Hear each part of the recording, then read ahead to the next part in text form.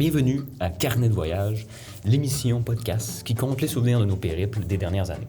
Dans cette émission, nous avons décidé de partir pendant 2 mois dans l'un des plus beaux continents du monde, l'Amérique du Sud. Alors, vous êtes des habitués de l'émission, nous parlons de tout ce qu'il y a à dire sur ce pays, que ce soit du relief, le climat, les différentes réalités des pays, la culture, ou tout simplement notre expérience de voyage. On voit tout. Comme d'habitude, je suis accompagné de mes loyaux collaborateurs. Je vous présente l'historien de l'équipe, Henri Becquet. Salut. Le géologue, Charles Robitaille. Bonsoir Thomas.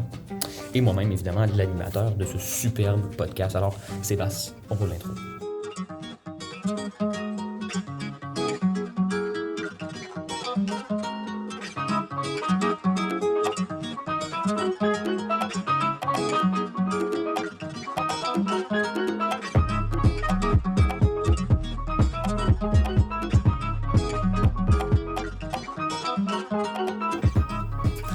Donc, avant de commencer à raconter notre grand périple des derniers mois, nous voulons en apprendre plus sur les 4 pays que nous avons visités.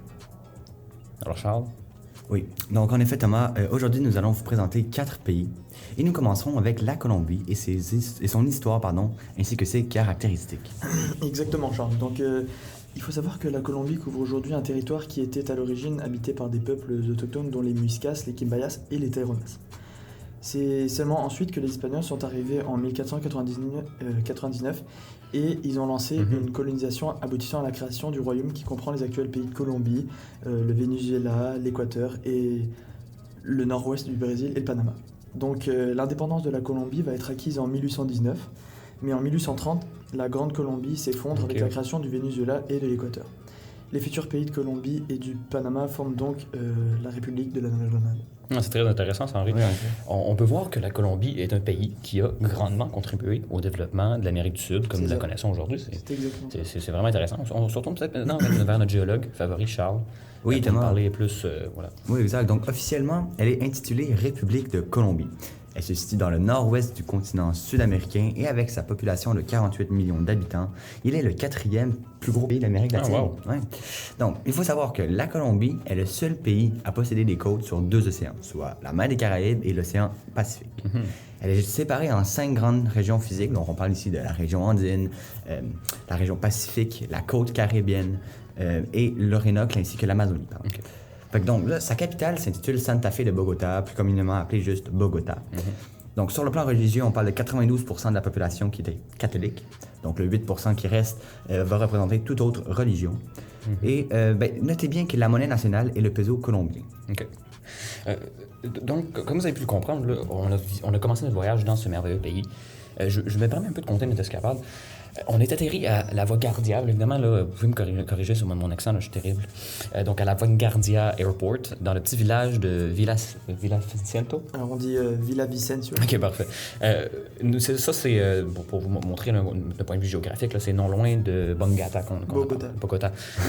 Merci. Qui est ce qu'on parlait tantôt. Là. Oui, on a séjourné dans un petit hôtel au bord d'un cours d'eau de Rio Guatica. Oui. Quand même. Et nous sommes allés en randonnée pédestre à Monserrate. Oui, exactement. Oui. Une belle cathédrale avec surplomb sur la ville. Ensuite, on est parti en excursion d'une journée là, à la villa de Leyva. Leyva. Okay, oui, on a tout du mal avec ça. Oui, on a tout le temps du mal avec ce mot-là. Et nous avons décidé de visiter l'observatoire des indigènes Muiscas. C'est ça. Exact. Donc oui, c'est ça. Donc, il faut savoir que dans cette région se trouve une grande population d'autochtones de la tribu Muiscas. D'ailleurs, parenthèse, les Muiscas sont une communauté précolombienne de l'actuelle Colombie vivant autour de l'actuelle Bogota, qui a été conquise en 1536 par le conquistador Gonzalo Jiménez de Quesada, qui était en fait à la recherche de l'Eldorado. Oh mon Dieu, vous rappelez-vous comment il a plu les 3 jours suivants? Oui, mais en fait, les garçons, c'est un peu... On peut comprendre quand on observe la météo de ce charmant pays. Donc, la Colombie se visite toute l'année, même si le climat varie beaucoup d'une région à l'autre. Les températures dépendent plus de l'altitude que du mois de l'année. Les mois pendant lesquels il pleut le plus, on va parler de mars, avril, octobre et novembre. Exception pour l'Amazonie, les saisons les plus hautes, c'est de mai à juillet. Et là, ça explique le climat de la Colombie. C'est un climat tropical, à température constante, tout au long de l'année, prédominant. Bien adapté à l'agriculture, il faut savoir, grâce aux conditions météorologiques classiques des régions proches de l'équateur. Ah ben, on est bien tombé. Alors, là, au moins, on a pu se reposer pendant le trajet en autobus. Ouais, c'est ça. Direction Medellin. Medellin. Medellin? Attends. Pour de vrai? Oui, OK. On n'a pas... direction Medellin. Bon, alors, une petite pause historique, Henri? Oui, Thomas, alors l'assassinat d'un leader de l'aile radicale du Parti libéral en 1948 déclenche une guerre civile sanglante entre le gouvernement et les contestataires. Après un coup d'État en 1953, les conservos et les libéraux s'entendent sur un compromis politique afin de rétablir l'ordre. Il prévoit une formule d'alternance au pouvoir entre ces deux formations. Même s'il y a eu d'importantes exportations de café, la Colombie est restée dans un pays pauvre. La guérilla communiste qui a vu le jour au cours des années 60 a contribué à l'agitation sociale. Une trêve conclue avec le gouvernement de Belisario Betancourt met fin aux hostilités en 1982. Donc, c'est ça. La Colombie est néanmoins restée aux prises avec encore beaucoup de problèmes, comme ceux posés par les bandes organisées qui recouraient à la violence pour conserver le trafic de la drogue, qui leur apportait énormément d'argent. Donc c'était vraiment très lucratif. Oui. Par contre, sous la présidence d'Alvaro Uribe, arrivé au pouvoir en 2002, des avancées ont été faites dans ce domaine. Un point tournant survient en 2016 avec l'accord de paix entre le gouvernement et les forces armées révolutionnaires de Colombie, que l'on connaît aussi sous l'acronyme de FARC. Oui. Ah oui, Ça oui, vous dit oui. quelque chose? C'est ça. Eh bien, cet accord donc marque un progrès sans pour autant mettre entièrement fin à la violence. Ah, c'est excellent. Bon, on va revenir à notre trajet, là. Donc, une fois à la Medellin... Medellin. Oui. Oh, regarde, sûr. nous, on a décidé de visiter plusieurs parcs et jardins à travers la ville. Oui, à travers la ville. Oui, exact. Mais il y a une grande concentration de parcs dans la ville. Vraiment, il y en a pour tous les goûts. Ah, c'est vrai, il y en avait beaucoup. Donc, on a finalement terminé notre séjour en Colombie avec la visite du Casa Museo. Oui, Pas pire. oui. Pablo Escobar. Comme vous l'aurez compris, là, c'est un musée consacré au fameux Pablo Escobar, le trafiquant de drogue le plus puissant au monde. On pourrait se permettre de le dire. Là. Ouais, on peut se permettre de le dire, en effet. Donc oui, c'était extrêmement intéressant. Pablo Escobar, le chef du cartel de Medellin, est justement décédé ici même, à Medellin, quand même. le 2 décembre 1993. Comme l'industrie de la cocaïne se développe en Colombie, en partie grâce à sa proximité avec le Pérou, l'Équateur et la Bolivie, soit de grands producteurs de coca, Escobar s'implique dans le trafic de drogue. Au milieu des années 1970, il a aidé à fonder l'organisation criminelle qui est devenue plus tard connue sous le nom de cartel de Medellin. C'est d'ailleurs ce qui a créé la révolution colombienne. Une réalité assez troublante, mais qui fait partie de l'histoire de ce peuple. OK. Mais là, vous parlez du FARC, right? Oui, exactement, c'est les forces armées révolutionnaires de Colombie, comme je vous ai expliqué tout à l'heure. Vous savez qu'ils ont été mis sur la liste des organisations terroristes suite aux attentats du 11 septembre. Ah non, je savais pas ça. C'est fou à quel point la Colombie a vécu, ça en a vécu des choses là-bas. Au bout de 2 semaines incroyables, on a quitté la Colombie pour nous diriger vers notre deuxième destination qui est le Brésil. Donc Charles, pouvez-vous parler un peu de ce beau pays? Donc on change, là, pour nos auditeurs, on change maintenant de la Colombie vers le Brésil, notre deuxième destination. Oui, excellent, exactement. Donc, alors le Brésil occupe la moitié de la superficie de l'Amérique du Sud, quand même. Sur le littoral longe l'océan Atlantique, donc à l'intérieur, dans le nord-ouest, l'Amazonie forestière est chaude et humide. Ça va sans dire que le Brésil est le plus vaste État d'Amérique du Sud. Par sa latitude et par la forme de son espace, mais est avant tout un pays tropical. C'est un pays d'altitude moyenne, donc on parle 40% de la superficie qui est en dessous de 200 mètres. Et en dehors de l'immense Amazonie, le Brésil est surtout un pays de plateaux, relevé en falaises qui tombent directement sur l'océan Atlantique. D'accord. Donc, pouvez-vous parler peut-être plus davantage de l'Amazonie? C'est quand même une grosse forêt. Une très, très grosse forêt. En effet. Peut-être en parler un peu davantage, s'il te plaît. Ben oui, bien sûr. Donc, la presque totalité du nord brésilien est constituée par la grande plaine de l'Amazonie, sur une longueur d'environ 3500 km, pour une largeur variant de 600 à 1200 km. Il s'agit d'un vaste ensemble dont l'altitude est toujours inférieure à 200 mètres et qui correspond à la zone effondrée remplie sur des centaines, voire même des milliers, par des sédiments venus de la cordillère des Andes, où naissent l'Amazone et une partie de ses affluents. OK. Elles abriteraient près de 45 000 espèces de plantes, soit 10% de la réserve de la planète. Ah oui, c'est pas rien. c'est énorme. Énorme. Attendez même, l'Amazonie possède probablement la faune la plus riche et variée du monde. Elle abrite à elle seule Oui. 20% des espèces animales. J'avais même déjà Connu lu Moi aussi, des des études Ouais, qui exact. parlaient en fait justement que on se disait que la majorité des espèces qu'il y avait probablement dans ces forêts-là qu'on n'avait même pas découvert, puis il y a même parfois, Ouais, on exact. pense que des tribus autochtones, des Oui, fois, qui peuvent être ouais. là. Donc, c'est très, très, très diversifié. C'est ça. C'est très, très, très, très grand. La faune et la flore sont vraiment Oui. développé. Ouais, exact, c'est ça. Puis pour ce qui est du climat, il est équatorial dans l'Amazonie, constamment chaud et humide, et couvert par une forêt dense permanente. La température moyenne annuelle, quant à elle, dépasse 22 degrés Celsius, sauf au sud et dans les secteurs élevés du Brésil atlantique, où l'on parle 18 Oui. degrés Celsius. De l'Amazonie aux tropiques, les écarts thermiques s'accentuent entre une saison très chaude et une saison plus fraîche. Parfait. On pourrait se tourner maintenant encore une fois vers Henri, notre historien, notre historien maison, pour nous parler de l'histoire un peu. Oui, bien sûr. Donc, la découverte du Brésil est traditionnellement attribuée au Portugais Pedro Alvarez Cabral. Je ne sais pas si ça vous dit quelque chose. Oui. Il était en fait chargé d'atteindre l'Inde après le voyage de Vasco da Gama et il partit du Portugal en 1500 avec une flotte de 13 navires. D'accord, hein? Le 22 avril, c'est un morceau de terre appartenant au Nouveau Monde qui était en vue. Le 3 mai, jour de l'invention de la croix, une pierre, padrao, portant des armes portugaises a été érigée, marquant la prise de la latitude sud de la région de Porto Seguro par le représentant des rois portugais. Alors, lors de la négociation du traité de Tordesillas, qui s'est fait en 1494, le Portugal insiste pour étendre la ligne entre son territoire et celui de l'Espagne à l'ouest. Le Brésil dut attendre en 1522, ce qui était longtemps, pour être reconnu comme un mouvement portugais au congrès de Badajoz. L'impossibilité des indigènes face à une résistance efficace aux Portugais a également favorisé cette conquête. Donc à la fin du XVIe siècle, cependant, il n'y avait que 10 colonies permanentes, dont les plus importantes étaient celles autour de Bahia, aujourd'hui qui s'appelle El Salvador. Oui, ok. Puis là, on parle du Brésil. Est-ce qu'on pourrait voir un peu au niveau de l'économie là, du Brésil, à quoi ça ressemble? Oui, bien sûr. Donc, ce qu'il faut savoir, c'est que la culture de la canne à sucre a commencé en 1532 avec l'arrivée des colons, après l'extraction et le commerce du bois brésilien, qui avaient été des propriétés teintées, et elles allaient donner son nom au pays. Donc, l'importation de main-d'œuvre esclave noire africaine et le climat tropical propice à cette agriculture spéculative firent de la région le centre de l'implantation la plus importante du Brésil jusqu'à la fin du XIVe siècle. Le 19e siècle, désolé. Le siècle là dans ma tête, c'est... Donc, lorsque plus au sud, le centre portugais n'était qu'une simple escale fortifiée, constamment menacée de tribus indigènes. Et si je peux me permettre, Thomas, la prospérité du Brésil à cette époque est solidement établie. Donc le traité de Methuen, et en le rendant solidaire de l'économie britannique, lui a permis de donner un nouvel essor, culture, de riz, du tabac, des plantes tinctoriales, et surtout de la canne à sucre, qui pénètre alors dans les provinces de Rio et de Sao Paulo. Celle du coton étant prise depuis le Maranhão jusqu'au Goiás, celle de cacao depuis le Pará gagne la région de Bahia. Ok. Ah ouais, c'est quand même... C'est de là que ça vient. Oui, ok. C'est quand même. Pour ce qui est de notre voyage, là, si on retourne là, à notre voyage, on est atterri directement à l'aéroporto de Rio de Janeiro. On a pris un jour de repos quand même, dans un hôtel non loin de là. Le lendemain, on a décidé de faire l'ascension du mont Corcovado afin d'aller voir le Christ rédempteur. Alors, évidemment, on l'a vu aux Olympiques. Je ne sais pas si vous vous souvenez des Olympiques. Et c'était la seule shot qu'on voyait tout le temps.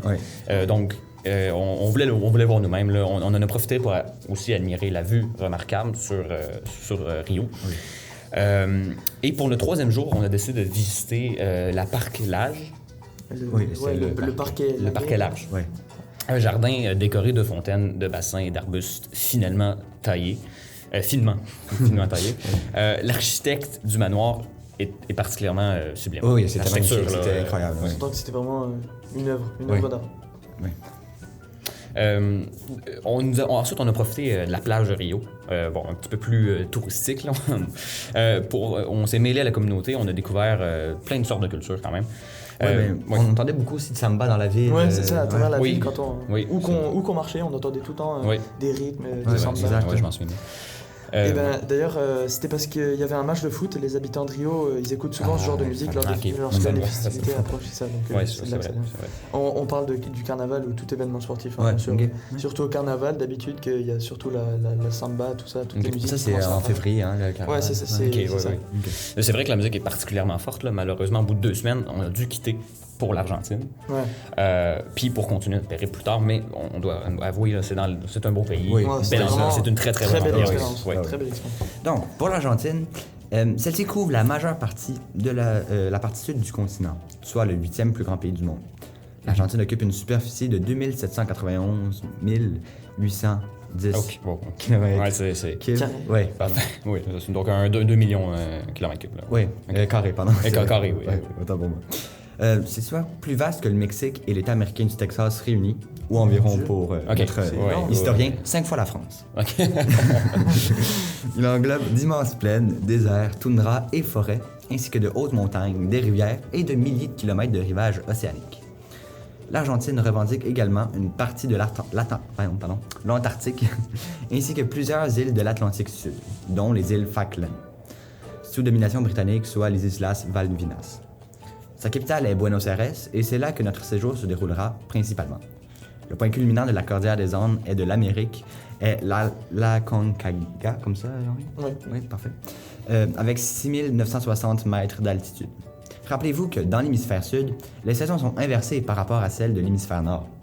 Oui. L'été, d'octobre à février-mars, avec des températures douces et des jours longs, est la saison la plus indiquée pour la Patagonie et les Andes méridionales. Le sud de cette zone, au cœur des 50e hurlants, est toutefois le domaine du vent et est marqué par une grande variabilité, soit soleil ou flocons, qui est température en montagne russe entre 2 degrés et 22 degrés. L'hiver, lui, de juin à août, est recommandé pour voyager dans le nord et le nord-ouest, car les pluies sont alors moins fréquentes et les températures tropicales descendent de quelques degrés. Le printemps et l'automne sont magnifiques à Buenos Aires. Ouais, mais ça aurait été le fun à savoir quand même. Ouais. Parce que, bon, en tout cas, je te laisse continuer, mais oui. Oui, non, mais c'est ça. Donc, il faut savoir qu'il y a 6 grandes régions qui sont très différentes les unes des autres, qui font que l'Argentine est un pays au contraste saisissant. Le nord-ouest, comme ça, Henri? Nord-ouest. Ouais, c'est ça, voilà. Quel homme.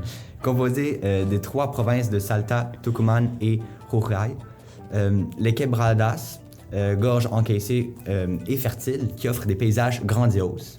Ce sont des centres agricoles actifs, donc pour la canne à sucre, le coton, le tabac. Les vallées sont également riches en gisements de fer, de plomb et d'argent. Entre le nord-est et la Mésopotamie s'étend le Chaco. C'est une vaste plaine broussailleuse.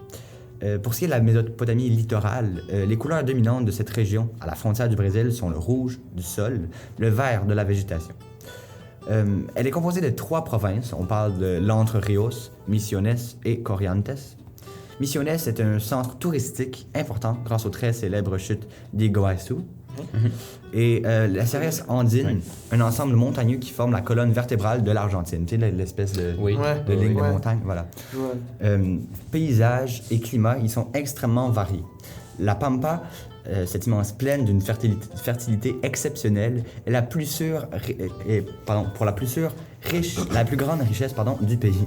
Elle s'étend sur un rayon de 970 km et se divise en Pampa sèche à l'ouest et Pampa humide, province de Buenos Aires. Elle possède une âme dure, rebelle et amicale qui est devenue celle des Gauchos. La Patagonie, elle, se divise en Patagonie andine et Patagonie atlantique. C'est l'immense pied du continent américain en équilibre sur les glaces de l'Antarctique. La Patagonie est un terrain de jeu pour les vents, mais la grande richesse de cette région demeure le tourisme avec le Lago Argentino, Ushuaia, Bariloche, Puerto Madryn et la péninsule de Valdez. Ouais, là, vous m'avez perdu un peu. Ouais. Bon, mais bon, on va retourner à C'est Henri. qu'il y a beaucoup de détails. Oui, bon, Henri, est-ce que vous avez un peu à dire sur l'histoire de ce pays? Hein? Oui, alors tout à fait. Donc l'Argentine a longtemps joué un rôle important dans l'histoire du continent. Après 3 siècles de colonisation espagnole, l'Argentine a déclaré son indépendance en 1816 et les nationalistes argentins ont joué un rôle déterminant dans les mouvements révolutionnaires ailleurs. Donc c'est ça. L'histoire de l'Argentine et l'historiographie des événements survenus sur l'actuel territoire de la République argentine depuis les premiers peuplements humains jusqu'à nos jours. En gros, on peut dire que cette histoire débute par les vestiges les plus anciens de l'Homo sapiens sur le sol argentin, c'est-à-dire ceux qui ont été découverts dans l'extrême sud de la Patagonie et qui remontent à une période aux environs de 13 000 avant Jésus-Christ. Ouais. Les premières civilisations agro-céramiques se sont implantées à partir du XVIIIe siècle avant Jésus-Christ dans la zone andine du nord-est du pays. Excusez-moi. Initialement, le nom Argentine n'existait pas et le pays était dénommé La Plata. L'histoire écrite de ce qui est aujourd'hui l'Argentine commence avec les observations du chroniqueur allemand Ulrich Schmidl, consignées lors d'expéditions menées en 1516 par Juan Díaz de Solís dans le Rio de la Plata. Cette expédition préfigure la conquête espagnole d'une partie de cette région qui sera accomplie dans les décennies suivantes. Ok. La souveraineté de l'Argentine fut formalisée par la déclaration d'indépendance du 9 juillet 1816 à Tucumán, puis avec la défaite militaire des troupes de l'Empire espagnol en 1824, dans l'actuel département péruvien Oui. d'Ayacucho. Oui, Évidemment. oui. En 1833, l'Empire britannique prit possession des îles Malouines, qui étaient alors au commandement militaire, ressortissant aux Provinces-Unies et dont l'Argentine n'a jamais cessé donc depuis lors de réclamer la restitution. Ouais. Mais c'est très bien ça, merci Henri. Donc, comme disait Charles plus haut, on est arrivé à Buenos Aires. Reste. Buenos Aires, oui. Comme ailleurs, on est allé trouver un endroit où rester. On a pris la journée pour se reposer. Le lendemain, Charles et moi-même, on est allé visiter un théâtre. Le nom m'échappe. Là. Oui, Faudrait c'était que le tu, Théâtre Colonne. OK, oui. C'est ça, donc exactement. C'est très intéressant. Même si nous aurions aimé être avec Henri, malheureusement, c'était très, très dispendieux pour tout le monde. Et en raison de la condition de notre ami Charles, c'était gratuit. Oui, Donc, ça a des avantages. ben oui, il y a des avantages à ça, oui. Vous, Henri, qu'est-ce que vous avez fait? Alors pour ma part, moi, j'en ai tout simplement profité pour aller faire du shopping et acheter des petits trucs genre souvenirs. Oui, en effet, vous... Ah bah c'est votre côté français qui ressort là. Bien, que voulez-vous, je reste un historien français? Oui, bon. Pour ce qui est du 3e jour là-bas, nous avons assisté à une visite guidée de la Casa Rosada. En gros, c'est l'équivalent de la Maison Blanche. Hein, Ok. Oui, exact. Oui, vraiment. On a fini la soirée avec dans un petit restaurant, là, pas trop cher. C'était tout pour cette journée-là. Le reste de la semaine, ça a été très chargé. Là. Nous sommes déplacés vers la ville de Pilar pour explorer la réserva naturelle del Pilar. Oui, exact. Beaucoup de diversité florale là-dedans. Mais ensuite, on a été à la visite de Florcer. Oui. De beaucoup de champs de légumes artisanaux. Il y en a beaucoup là. C'était vraiment magnifique. Ensuite, on est revenu vers Buenos Aires. Buenos Aires. Et on a visité un musée avec des jardins publics. Là. C'était un manoir historique, tout simplement, ayant appartenu à une célèbre auteure. C'est ça. Et d'ailleurs, on parle de Victoria Ocampo quand on parle de la célèbre auteure. Oui, c'est évidemment. Ah ouais, quand même. Hein? c'est l'une des plus grandes figures Oui, oui. culturelles argentines, Quand même. il faut savoir. Là. On a passé le reste de notre séjour autour de la capitale, visiter des musées, les lieux historiques, tout en admirant évidemment les paysages qui sont à Magnifique. couper le souffle. C'était Oui, vraiment- ils sont à couper le Oui, souffle. oui. mais ça, Bien évidemment, on a goûté aussi à la nourriture traditionnelle du pays, mais on a dû en garder un petit creux par la suite, direction le Mexique. Ah, le Mexique. Quelle belle destination pour prendre des Oui. vacances. Oui, c'est vrai. Que ce soit pour son beau temps ou pour sa richesse culturelle, le Mexique c'est vraiment un endroit génial à visiter. J'ai vraiment aimé. Donc oui, on peut le constater. Oui, en effet. Donc, si je commence avec quelques informations. Oui, Donc, oui. Oui. Donc, le Mexique est l'un des grands pays d'Amérique latine. Il se classe au 3e rang pour sa superficie, plus que le triple de celle de la France, mon ami. Le nord du Mexique, lui, se caractérise par son climat aride et semi-désertique, alors que le sud a un climat tropical humide. Le volcanisme est localement présent et les séismes sont fréquents. Les terres sèches du nord s'étendent sur 60% de la superficie et tirent leur originalité de la sécheresse climatique qui les affecte, allant parfois jusqu'à l'aridité, surtout au nord-ouest. Le pétrole, dont le pays est l'un des grands producteurs mondiaux, est devenu la principale richesse, loin devant les autres richesses du sous-sol, soit l'argent, le cuivre, le fer, Le pétrole, des vous choses dites? comme ça. Oui, exact, Ouais, le pétrole, c'est oui. ça. Et les plantations, donc on parle d'agrumes, de canne à sucre, de caféiers et de cotonniers. Mais il ne faut pas oublier évidemment le maïs et l'élevage bovin, qui sont destinés au marché inférieur. OK. Merci beaucoup, Charles. Donc, où j'en étais déjà? Oui. Donc, là, je vous dis, je suis perdu sur ce nom-là. Henri, tu pourrais-tu me le dire? C'est Chichen... c'est où déjà? Itza? Chichen Itza, merci. Chichen Itza? La fameuse pyramide Maya. Je dois dire que cette construction mystérieuse m'a vraiment intéressé. Oui, oui. Enfin, c'est vrai quoi. Comment une civilisation aussi primitive a pu bâtir une pyramide aussi massive sans utiliser la technologie, la machinerie moderne dont on a usage aujourd'hui. Puis J'avoue. on peut parler aussi, là, probablement que tu vas en parler plus dans ton Oui. détail historique, là, mais c'est aligné avec les étoiles et tout, donc c'est Ouais, tout c'est- simplement incroyable. Donc c'est en effet très mystérieux, surtout quand on sait que sa forme géométrique est axée sur une symétrie parfaite de chaque côté. C'est Ah ouais, quand même. c'est Ouais. très impressionnant. Donc la construction du temple de Kukulkan remonte au XIIe siècle après Jésus-Christ par les Mayas Itza. Les historiens pensent que cette pyramide a été créée et construite par les Mayas dans l'intention de vénérer non seulement Kukulkan, mais aussi le dieu du soleil. Donc on pense que c'est parce que chaque escalier inclut dans la pyramide un total de 91 marches ou échelons. Si on ajoute à cette quantité le nombre de marches situées à l'entrée du temple, on obtient un total de 365 marches D'accord. Ouais, quand même. que l'on peut emprunter et mettre en relation avec les 365 jours. Ah ouais. Ah, dans ben l'année. oui, évidemment. C'est évidemment. quand même- Ouais, C'est réfléchi, c'est pensé. Ouais, ouais. Donc c'est le temps pendant lequel on considère que la Terre tourne autour du Soleil. Ok, ouais. D'autre part, certains jours dans la pyramide de Chichén Itzá, on peut observer des phénomènes optiques et des illusions. Le 21 et 22 mars et les 21 et 22 septembre, dont les dates Des équinoxes. donc Oui, les équinoxes, ouais. et les solstices de chaque année, oui, comme vous l'avez dit. La pyramide projette de la lumière et des ombres sur la pyramide. Ok. Grâce à cela, les visiteurs et les touristes qui se promènent dans la pyramide peuvent facilement trouver et visualiser la figure d'un serpent, un genre de serpent, etc., Oui. qui se déplace à l'intérieur de la pyramide. Ah ouais. Mhm. Cette figure peut atteindre jusqu'à 35 mètres de haut. Apparemment. Cet effet est produit lorsque les ondes entrent et sont projetées sur les parois de la pyramide, divisées en 13 espaces de lumière et 13 espaces d'ombre de forme triangulaire. Ok. Ce nombre 13 n'est pas non plus une coïncidence, car il est considéré comme une mesure parfaite du Soleil dans le calendrier maya. Grâce à ce phénomène, de nombreuses personnes se rendent dans la péninsule du Yucatan à chaque équinoxe et solstice, car observer ce merveilleux monument dans toute sa splendeur est l'une des meilleures expériences que l'on puisse Ouais, c'est- souhaiter, quoi. Et on pensait vraiment à tout. Ouais, ouais, c'est très impressionnant. C'est vraiment réfléchi. Henri, est-ce que vous pouvez nous parler un peu plus des Mayas et de leur histoire? Ouais. Avec plaisir, je suis là pour ça, moi. Les Mayas sont en fait l'une des plus anciennes civilisations d'Amérique. Ses origines remontent même à la préhistoire. Ce sont eux qui ont, entre guillemets, on va dire, fondé le Mexique, ou en tout cas ses débuts. Savez-vous pourquoi Mexico est la capitale du Mexique? Non. non. Eh bien, c'est très simple. Il y a très longtemps de ça, les Mayas ont migré à la recherche d'un endroit idéal pour construire une belle et grande cité. Et un jour, ils se sont arrêtés à un endroit, et c'est là qu'ils ont créé les fondations de la ville actuelle de Mexico City. Ah, Bah, j'aurais dit que c'est parce que ça avait le même nom. Mais c'est- Ouais, c'est quoi, exact. Ouais, mais... Oui, oui. Donc d'ailleurs, petite anecdote, savez-vous pourquoi sur le drapeau mexicain on retrouve un aigle posé sur un cactus, Ah, je me suis toujours un demandé serpent ça. dans le bec? Oui. Ouais, on peut se poser des questions Ouais. comme ça. Et bien en fait, c'est d'après la légende, c'est le dieu Huitzilopochtli, Oui. il me semble que je le dis correctement, qui aurait incité les Mayas à migrer à la recherche de ce fameux endroit idéal pour construire leur Ok. capitale, qui leur rendrait hommage. Mmh. Il leur aurait dit qu'ils devraient s'arrêter à l'endroit où un aigle posé sur un cactus mangerait un serpent. Mhm. Donc c'est Ok. de là que ça vient en fait. Ah ouais, ça quand fait- même. Ah ouais, hein. quand Enfin, même. le Bah, ça, dessin, je savais pas, hein. C'est tiré de loin, mais ça vient de cette légende en fait. Bon, on est rendu à la fin de ce podcast, chers auditeurs, chères auditrices. J'espère que notre aventure vous aura plu et que vous avez appris de nouvelles choses sur ces 4 pays. C'est 3 pays, désolé. Que nous avons 4. Oui, non. Lâchez pas, Thomas, lâchez pas. Ça va bien aller sur ces 4 pays que nous avons visités. En tout cas, pour ma part, j'ai trouvé que c'est une expérience inoubliable, extrêmement enrichissante.